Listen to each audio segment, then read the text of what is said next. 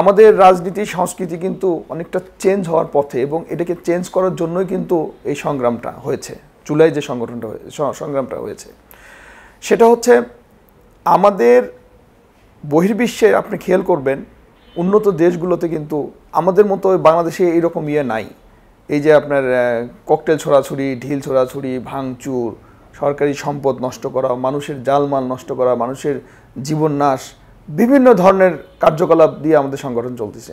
আসলে তারেক রহমানের এই জিনিসটা উদয় হয়েছে, যেটা হচ্ছে আমরা সমাজসেবা করে কিভাবে দলকে এগিয়ে নেব, সেটার উদ্দেশ্যেই আমার যতটুকু মনে হয়, এটার ব্যক্তিগত অভিমত, তারেক রহমান এই উদ্দেশ্যেই এই যে সংগঠন আমরা বিএনপি পরিবার এটাকে উনি তৈরি করেছেন এবং আমাদের সামনে দিয়ে উনি কিন্তু পিছন থেকে সরে যাননি।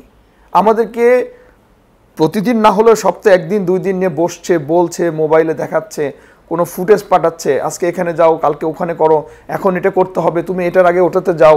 তারপরে শুধু কিন্তু শহীদ পরিবার বা করেই আমরা ক্ষান্ত না। দেখেন একটা জিনিস খেয়াল করবেন, কিছুদিন আগে বাঁশখালীতে ড্রোন আবিষ্কার করছে একটা ছেলে, আপনারা দেখেছেন। তারপর মানিকগঞ্জে একটা ছেলে প্লেন আবিষ্কার করেছে, নিজেই চড়েছে, যেটা উড়েছে, উনি চড়ে উঠছে, দেখছেন। উনি কিন্তু শুধু এগুলোই না, আমাদের শহীদ পরিবারের পাশাপাশি এই সমাজসেবামূলক পাশাপাশি আরেকটা জিনিস আছে। কিছুদিন আগে উনি একটা একটা ব্যক্তির কান্নার একটা ফুটেজ আমাকে পাঠিয়েছে। ব্যক্তিটা কান্না করছে, সে সর্বশান্ত, তার একটা মেয়ের ক্যান্সার, এবং হাসপাতালের বারান্দায় সে তার মেয়েকে নিয়ে কান্না করে করে আর্তনাদ করছে যে তার পয়সার অভাবে তার মেয়েটি মারা যাচ্ছে। এই ফুটেজটা পাঠিয়েছেন আমাদের। আমরা সঙ্গে সঙ্গে এটাতে করলাম, কিন্তু একটা জিনিস দেখেন, উনি কিন্তু এটা প্রচার করেননি। এটা কিন্তু উনি একদম নিভৃতে রাখছে, কারণ এটা একটা সেবামূলক কাজ। এটা থেকে তার কি বলবো, দরকার আর কি। আমি বলবো যে এটাকে উনি অন্যরকম একটা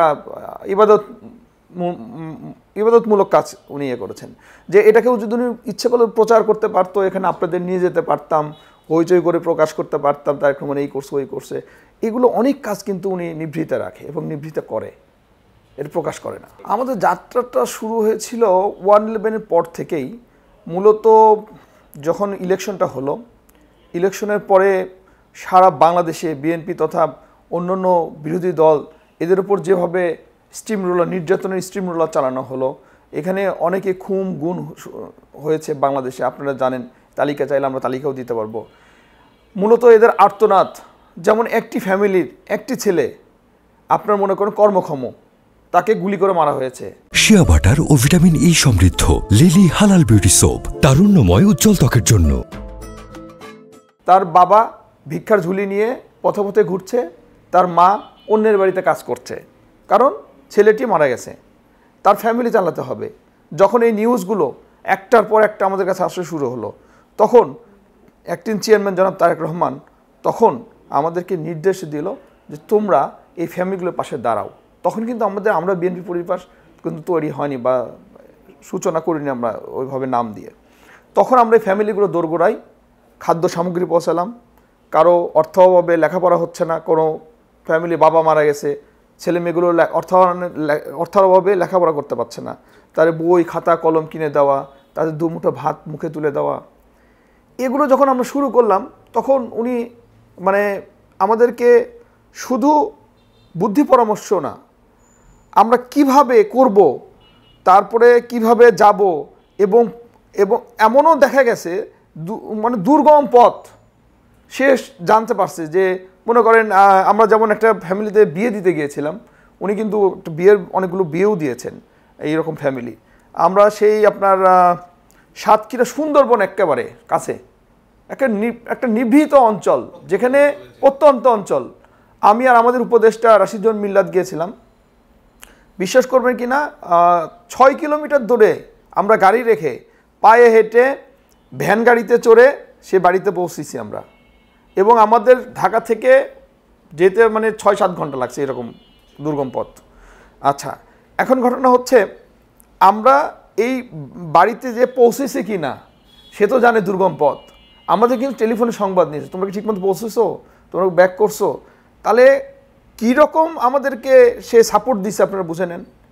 একটা অনুষ্ঠানে পাঠায় ফিরছি কিনা সেটা পর্যন্ত সে সংবাদ নিয়েছে, মনিটর করছে এগুলো। আমাদের আমরা দেশের 40 থেকে 45টা জেলায় এ পর্যন্ত গিয়েছি এবং প্রায় 450 কি 500-র মতো ইয়েতে আমরা পৌঁছেছি। না, এটা নির্দলীয়ই ম্যাক্সিমাম, দলীয় কিছু। দলীয়কে আমরা বেশি প্রাধান্য এই জন্যই দিইনি, দলীয় দেখার জন্য দল আছে, দলের লোক অনেকে গিয়েছে।